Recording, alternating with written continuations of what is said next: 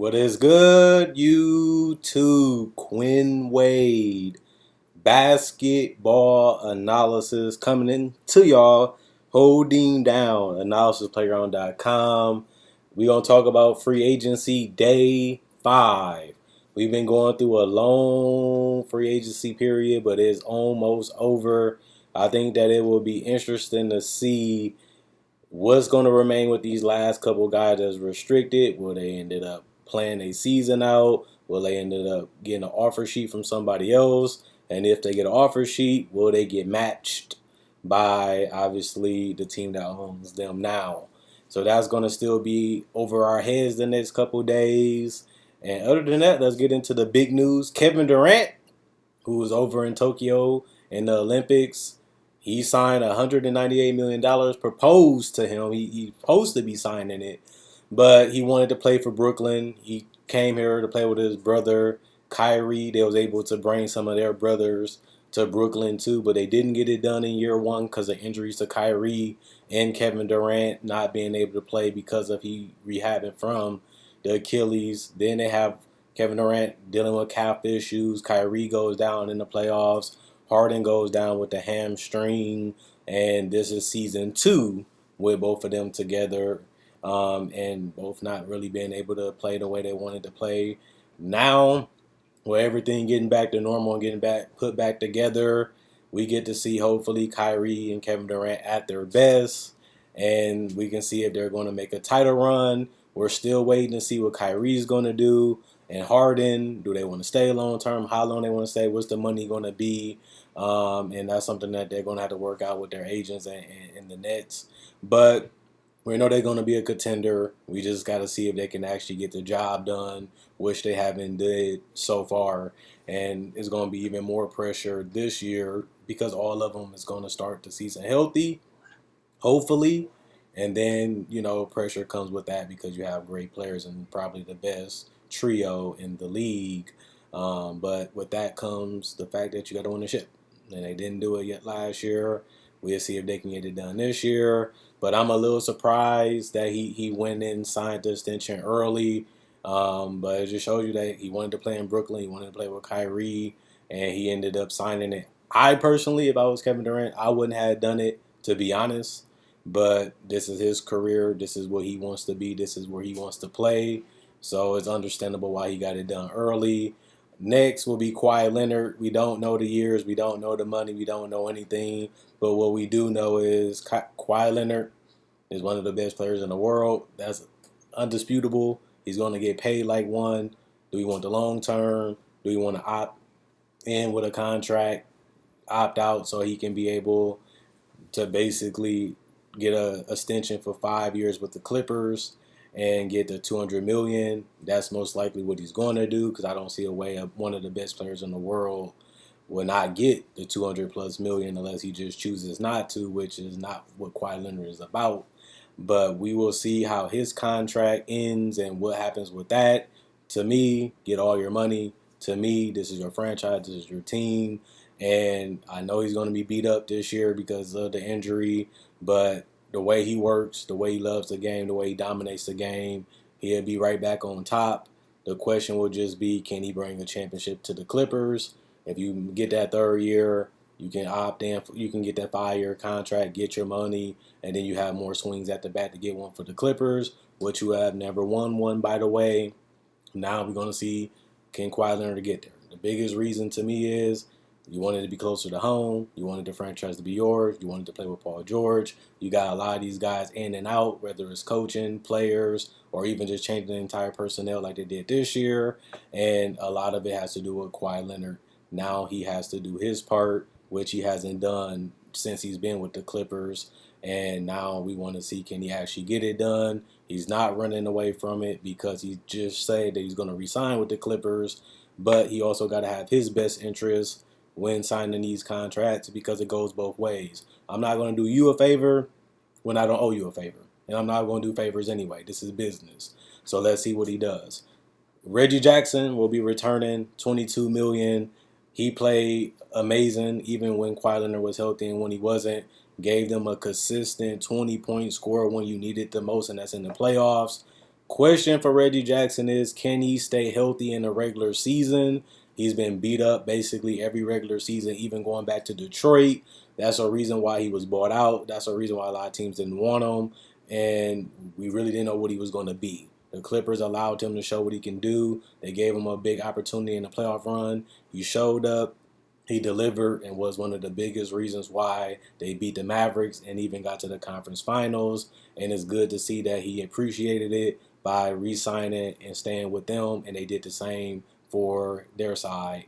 Now we're just going to have to see what the Clippers do, knowing that Kawhi Leonard is going to miss a huge chunk of the season, and we don't know what he will be once he come back from the injury, even if it's around playoff time. That's going to be a huge question, but I do expect the Clippers to still be dangerous with Kawhi Leonard, with Paul George and these guys that they bringing back, which would be no surprise because I do think Paul George is one of the best players in the league, All-Star, All-NBA player last year, and they're going to need him to carry the load until he gets some help. But one thing he did get is Justice Winslow agreeing to a 2-year deal. Winslow has an opportunity to start for the Clippers with Kawhi Leonard recovering from a torn ACL. I wouldn't do that, honestly, because Winslow hasn't really shown the ability to shoot, hasn't really shown the ability to be an elite finisher, and hasn't really showed the ability to stay healthy, as he has been injured basically every single season and really hasn't developed or gotten better because of these injuries. And now he's going to a new team, new system, and I don't know if you want to put that much pressure on him, especially when he hasn't even showed that he can play at a starter level for a long time. But I understand why they picked him up. I understand why they want to try him out. Now we just going to have to see what Justin Winslow actually can do at this point in his career. Another thing outside of the Clippers, who made a lot of their moves today, didn't really change too much of their roster. The Celtics are offering a 4-year extension to Marcus Smart. It should be around 80 to 77 million. He's one of the best perimeter defenders. He might have a chance to be a legitimate starting point guard with Kemba gone, with obviously Terry Rozier being gone and Kyrie being gone. Ain't it time for Marcus Smart to do his thing? He's been a little streaky offensively like he's been throughout his career. Been a streaky playmaker and defender, not even making an All-NBA team defensively this year. And we're going to see how good Marcus Smart really is given the opportunity. Andre Iguodala also agrees with the Warriors. He was down to the Lakers, the Nets, and the Warriors, and he chose to go back to the Warriors. Like I said, Iguodala didn't play a big role with the Heat, didn't really become a significant part, but I said he was going to get picked up because of his locker room, his defensive ability, and the fact that he is a guy that can blend in well with others, especially when you have the adequate spacing around him, which the Warriors will have if they're healthy. Plus, he plays well off Steph, Draymond, and Clay. Even though he's not the same Iguodala like a couple years ago, they're not asking him to be that either. And it's hilarious that he wants to retire with the Warriors, but I can see it all being smiled because they're brothers.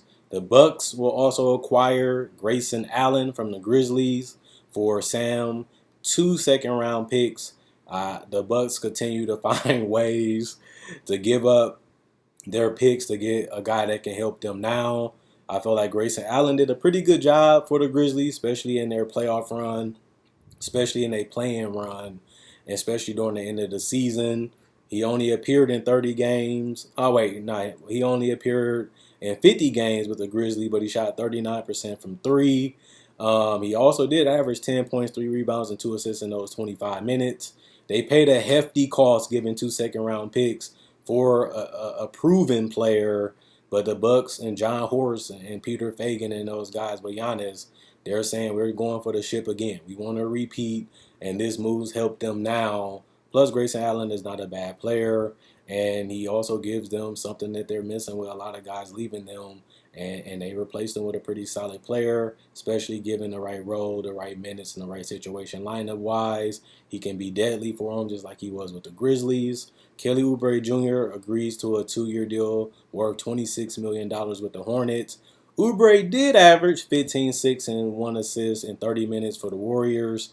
Oubre was on a $14 million deal last season, and he was actually asking for 20 per mil at the start of free agency, but he didn't really shoot that well, really didn't play that well for the Warriors, really didn't help his stack, honestly, coming into the season. I thought Oubre was a huge risk for the Warriors, and he ended up pretty much proving that it was, as it didn't work out the way they both wanted it to work out. But Oubre is a solid wing. He can add some scoring.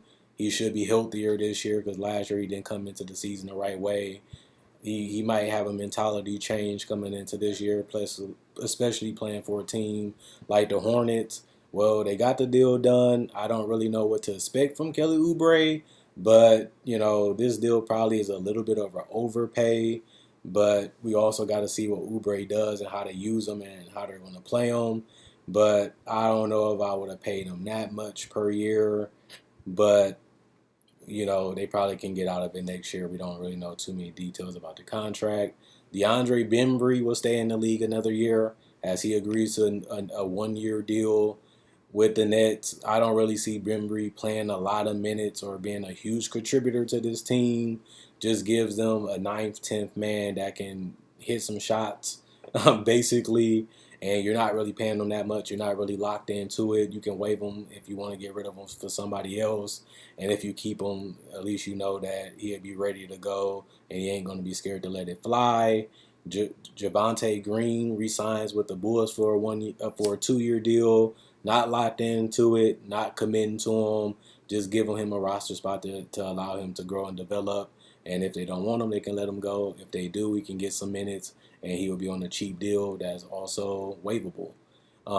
Omer, basically with the Heat, this is another try him out, see what he brings to the table, see what he does, see what we can get out of him, see if he's worth it, see if he even can play, and if he can, we give him the minutes. If he can't, we let him go.